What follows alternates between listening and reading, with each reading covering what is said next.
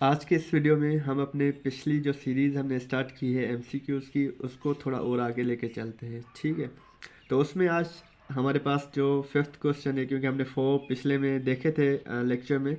तो इसमें क्या बोल रहा है कि the total score in football game was 72 points. ठीक है, the winning team score 12 more points than the losing team score. How many points did the winning team score. ठीक है, ये हमारा क्वेश्चन है और हमारे पास ऑप्शंस हैं 30, 42, 54 एंड 60। ठीक है, तो क्या आंसर होगा, कितने पॉइंट्स जो है विनिंग टीम ने स्कोर किए होंगे जो कि लूजिंग टीम से जिसने 12 पॉइंट्स ज़्यादा स्कोर किए हैं। ठीक है, आपके पास 5 सेकेंड है, आप ट्राई करें क्या हो सकता है इसका आंसर।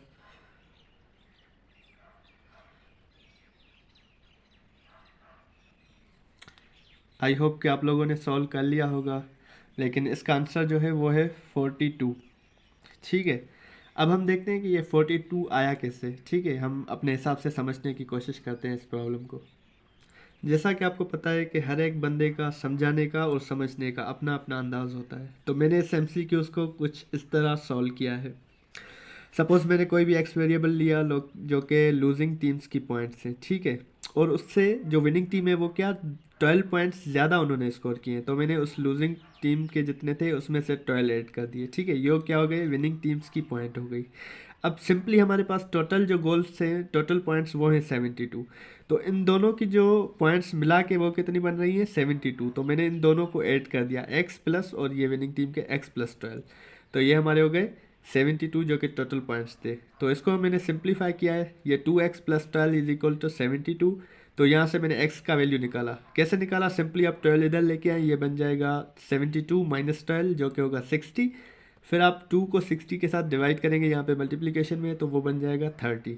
तो x का वैल्यू जो हमारी लूजिंग टीम्स की पॉइंट थी वो क्या हो गई 30, और विनिंग टीम ने 12 पॉइंट्स ज़्यादा स्कोर की हैं, तो x plus 12 is equal to 42। इसलिए हमारे पास जो आंसर आएगा वो आएगा क्या 42। ठीक है, आई होप कि आपको ये क्वेश्चन बहुत ही अच्छे तरीके से समझ में आ गया होगा। उसके बाद हमारे पास दूसरा क्वेश्चन है, which of the following is an example of the expression. ये तो बहुत ही आसान क्वेश्चन है, विद इन 2 to 3 सेकेंड्स आप सॉल्व कर सकते हैं। ठीक है, हमारे पास ऑप्शन क्या है, 3x प्लस 2 अपान में 7 is equal to 12 upon x, 4x minus 1 is equal to 4, 3x minus 11 into 4x plus 3 upon 2, और डी ऑप्शन है x इज इक्वल टू 1। ठीक है, आपके पास 5 सेकेंड है, आप कॉपी वगैरह पे टिक कर लें अपना आंसर, उसके बाद वापस आते हैं।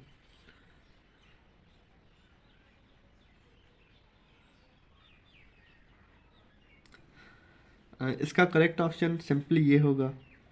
ठीक है, कैसे, क्योंकि जिस भी बंदे को एक्सप्रेशन और इक्वेशन की डेफिनेशन याद है तो उसको पता चल गया होगा कि ये भी हमारे पास इक्वेशन है क्योंकि इक्वल की साइन आ गई, ये भी इक्वेशन है इक्वल की साइन आ गई, और ये भी इक्वेशन है क्योंकि बीच में इक्वल की साइन आ गई। ये है जिसमें वेरिएबल और कॉन्स्टेंट्स हैं लेकिन इक्वल की साइन नहीं है, तो ये हमारी क्या बन गई एक्सप्रेशन। बहुत ही आसान क्वेश्चन था ये। ठीक है, आगे चलते हैं। क्वेश्चन नंबर 7, ये भी बहुत ही आसान क्वेश्चन है, विद इन 2 to 3 सेकेंड्स आप सॉल्व कर लेंगे। क्वेश्चन क्या बोल रहा है, Ali has 280 rupees in notes of 20 rupees. How many 20 rupees notes does he have. हमारे पास ऑप्शन है 10, 12, 14, 16। अगेन आपके पास 5 सेकेंड है, आप सॉल्व कर लें।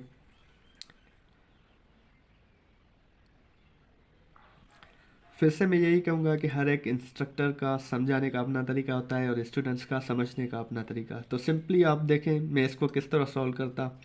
काफ़ी तरीके हैं वैसे तो। सिंपली मैं कहता कि 10 नोट हो गए 20 के तो 200 बन जाएंगे, और 80 के लिए 4 नोट, 14 आंसर। ठीक है, सिंपली आप इस तरह भी सॉल्व कर सकते हैं, या सिंपली आप 280 से आप सिंपली 20 रुपीज़ के नोट से ना तो डिवाइड कर देते, फिर भी आपका आंसर क्या आ जाता 14 आ जाता। तो किसी भी तरीके से आप ये सॉल्व कर सकते हैं। ठीक है, आगे चलते हैं।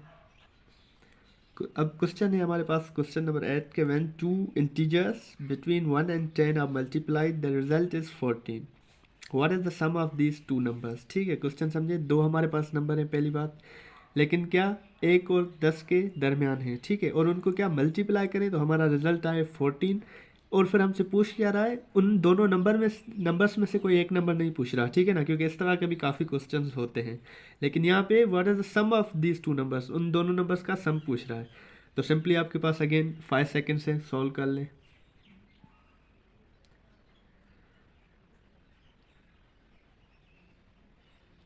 आई होप कि आप लोगों ने सॉल्व कर लिया होगा, ठीक है ना।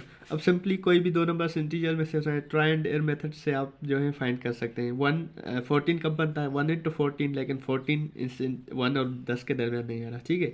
दूसरे कौन से नंबर हो सकते हैं, 2 के साथ हम, फिर 1 के बाद 2 हम लें, 2 के साथ क्या मल्टीप्लाई के 14 आए 7, ठीक है।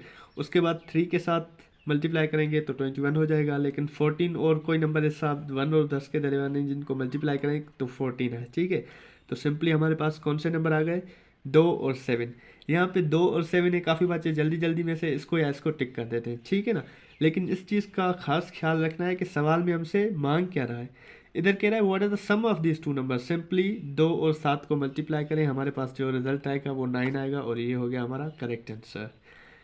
Thank you so much. इंशाल्लाह नेक्स्ट वीडियो में हम इस MCQ सीरीज़ को और आगे लेके चलेंगे। तब तक के लिए अल्लाह हाफिज़।